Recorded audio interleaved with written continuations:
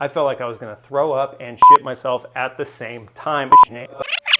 90% of self-made millionaires made their money through real estate investing. 9 of every 10 people in the world that are considered self-made millionaires created their wealth through this real estate game. Now, what's going on, you guys? It's your boy Jake, your favorite investor, and I know exactly where I was, the room that I was in, when I first read an article with that statistic about 12 years ago. I had a business. I was a business owner. My business was unrelated to real estate, and I had this ultimate goal to become a millionaire. I grew up watching MTV Cribs. You know, I see these guys and girls opening the door for the cameras in these big houses, and I didn't live in a big house, didn't grow up with money, and that's something that I wanted. And also, growing up playing sports, I knew that I liked looking at the scoreboard to see how I was doing, see how I could improve. Every day, I would, while I had this business, I would look at my bank account, and I would get pissed because my bank account never reflected the sacrifice, the blood, sweat, and tears, the energy, the attention, the focus, the time, the resources that I was putting into growing my brand. Right? I wasn't making the money that I felt like I could have made, and I was hungry, I was determined, I was willing to let my ego be out the door, I was willing to learn, I was willing to take instructions, I was willing to do the right stuff, but it just wasn't getting me to the promised land. And I was in a bad situation, and I was actually doing some research on what foreclosure meant. Back in 2009, I actually bought my first home. I accidentally bought it at the right price point, bought a house for $140,000. I had a monthly mortgage payment about $950, and I didn't have the money in my account to cover that. And so I was looking up, what is foreclosure? I was failing, and I was planning on what my next move would be through a failure plan that day. And I remember seeing Zillow or Redfin or one of these websites as I'm looking things up, and I noticed that the monthly rent that I could get for that house was $1,450 per month. So anybody else in my neighborhood that had similar size homes as I did that was renting was paying between $1,400 and $1,500 per month. Now I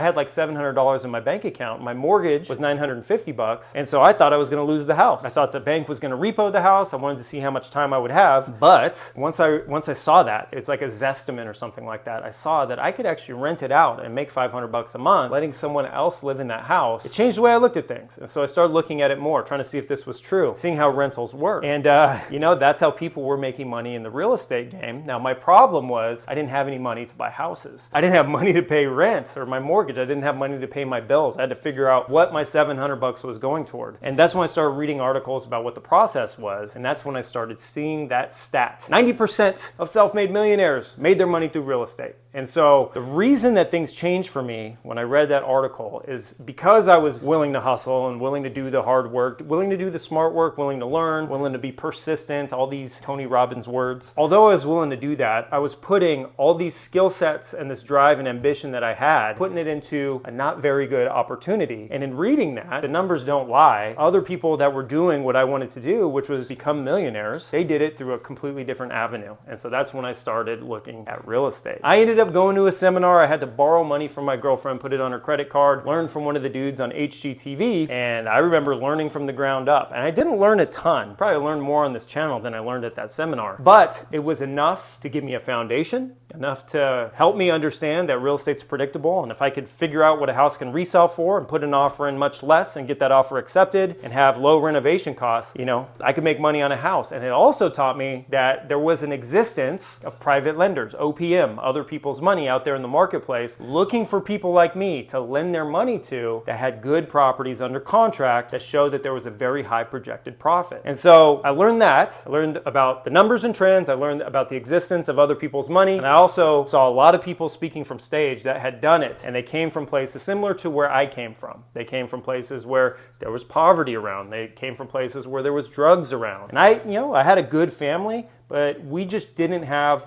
entrepreneurship or real estate investing or a ton of money in our family. So I didn't know that this was possible. So when I learned this stuff and I saw that there were other people that learned it and applied it and they came from the bottom, I had the belief. So I had a foundation, I had a game plan, and I had the belief, and I went out there, hit the ground running. And this was 2 weeks after I first read that article while I was writing a failure plan. And so I wrote offer after offer after offer, sometimes 10 offers a day, 12 offers a day. For 2 months, I was making offers on a daily basis, trying to get a property under contract contract to flip, and all of them got rejected. 272 offers got rejected, but then 273, the house that I'm gonna tell you about today, got accepted. It was in Hemet, California. It was on Ida Lane. I got this house accepted for $160,000. I could resell it for about $250,000, and it only needed a couple of the areas of the flooring to be fixed. It was a motivated seller. They wanted to sell it to a real estate investor that could close on it quick. They just needed the money, and I happened to be at the right place at the right time. I remember being on the phone, and I had a smile on my face. I was hungry. I was hustling,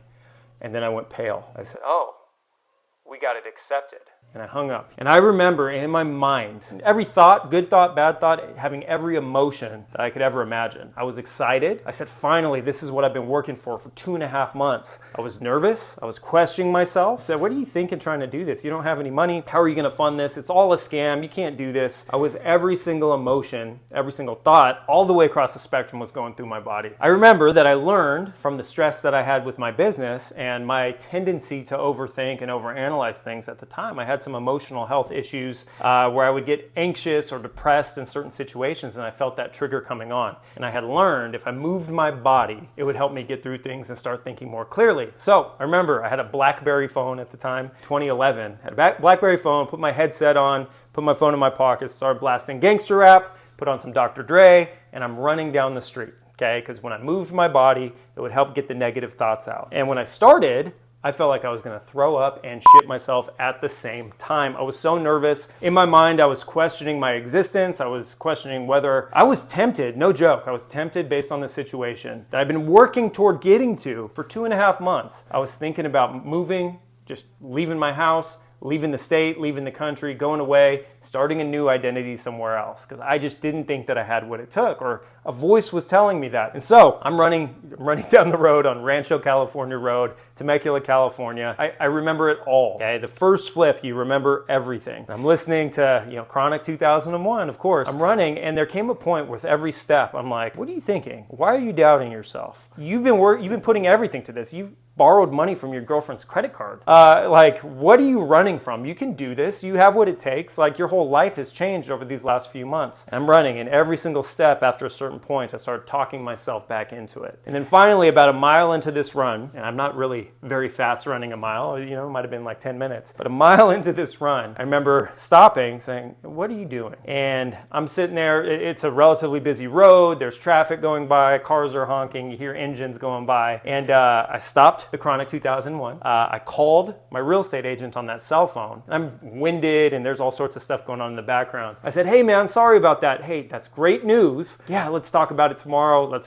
start getting the plans going. Let's flip this house. And so I ended up running back home, and later on that night, after my emotions, my high that I got to after a low that happened right when I got that initial call, I realized that night before bed I didn't have any money. I was in debt. Like, I had no idea what I was going to do to fund this deal. I was part of social media groups. I was networking. I was doing everything that I could to try to figure this thing out. And what I did was I went on Facebook and I searched the term private lender, searched the term gap funder, searched the term private financing, searched the term lender. And I would find all of these different comments in these groups that were dating back a couple of years. And I find comment after comment with people saying, hey, who wants to fund my deal? Here's my number. And I saw the same people commenting over and over. And there was this one guy, and we'll call him Johnny K. I'll never forget Johnny K. I was in Southern California. Johnny K lived in Detroit, Michigan. He had his email and his phone number on there. And he commented on a lot of different posts that he had money to put into deals. And so I began calling and emailing Johnny K over and over and over again. The next morning, I called, left a voicemail, didn't get a call back within a couple of hours, so I sent an email, didn't get a call back within a couple of hours, left another voicemail. I was leaving voicemails. I probably left 6 or 7 voicemails over the course of 2 days. Hey, John, my name's Jake. I don't know if you got my last voicemail. It may have cut off, so I want to leave it again. I'm a real estate investor. I have a deal. Hey, John, hey, this is, my name's Jake Light. I found you on Facebook, and I was hoping to have a chance to talk to you. I don't know if my phone died the last time, but trying to get a call back. I left so many messages over the course of 2 days, but I didn't realize. I was just hungry. I was excited. I was nervous, and I wanted to do anything I could to try to get a lender on this property because I knew damn well I wasn't going to be able to pay for it. And so finally, I got this call back after 7, 8 voicemails, probably seven or eight emails, and it came from a Michigan area code. I said, hello? He goes, yeah, is this Jake? Like, yeah, this is Jake. He's like, this is John, blah, blah, blah, blah. You left me 7 voicemails. Is everything okay? I don't think I know you. I was like, oh yeah, you know what? Don't worry about that. My name's Jake, real estate investor, have a property under contract. And so I got to talking to this guy, and I made no secret that I was broke. I made no secret that I was hungry. You know, I was eating, but I was hungry. Like, I wanted to get this deal done. And we talked back and forth. I gave him the numbers on the property. I did my homework on the property. I knew exactly what it would sell for. I knew why it would sell, and I had proof to back it up. And so we went back and forth over the course of a day or two, and Mr. John, I call him Johnny K, he committed to fund my entire deal, the entire purchase price, closing costs, holding costs, rehab budget, and he liked the numbers so much and he knew I was broke that he gave me a $5,000 pad for me to live on. Okay, that doesn't happen too often, but it was the right place at the right time. I was 26, 27 years old. I met a guy from Detroit, Michigan, 2,000 miles away from me. I'd never met him. He was probably 60 years old, and the dude funded my deal. And so I bought that house. He funded the entire project cost of that house. We renovated that house. I put it back on the market, got 2 offers pretty quickly, and sold that bad boy. At the end of the day, new buyers got their dream house. The real estate agent got paid. The real estate agent that helped me get the property got paid a commission when I bought the property, got paid a commission when I sold the property. Johnny K charged me a lot of money for that deal. He taxed me for sure for being brand new and leaving all those messages. So he got paid, right? The title company got paid. Everybody got paid. And what was left over for your boy Jake, your favorite investor, was $38,000 in net profit. I remember when they sent the wire, it hit my bank account that day. I went to the bank, and I was a dude that had less than $1,000 average in my account over the course of the last 90 days. All of a sudden, there's $38,000 and some change sitting in my account. I remember going into the bank. I said, can I have $10,000, all large bills, please? And I'm all proud. And they're like, they had to go get signatures. They're like, yeah, we can't really do that. It doesn't show that your balance has that. You know, side note, IRS doesn't like it when you're taking a bunch of cash when you have 0 money in your account. But nevertheless, I took up a bunch of cash. I remember paying my girlfriend back. She's now my wife. That's Carlene. We got 3 kids, a dog, a few mortgages, all that kind of fun stuff. At the end of the day, there's 38 grand in net profit. And I remember thinking, I have this other business. I was like, I just made 38 grand in net profit over,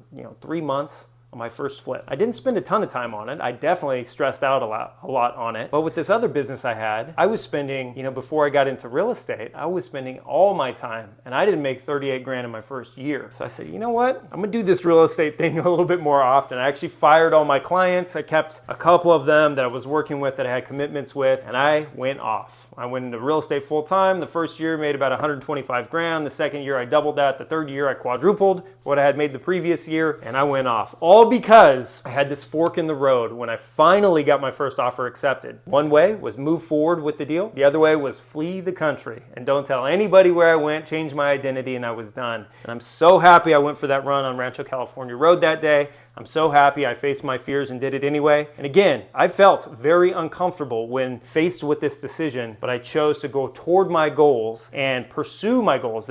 My goals were more important to me than my fear of failure. So I felt that fear and I did it anyway. I will never get tired of telling that story. I hope that that's helped you with it. If you're interested in learning more about this business and what I've learned over 900 flips in the past 11 years, go ahead and hit one of the links in the description. Talk to you soon. Happy investing.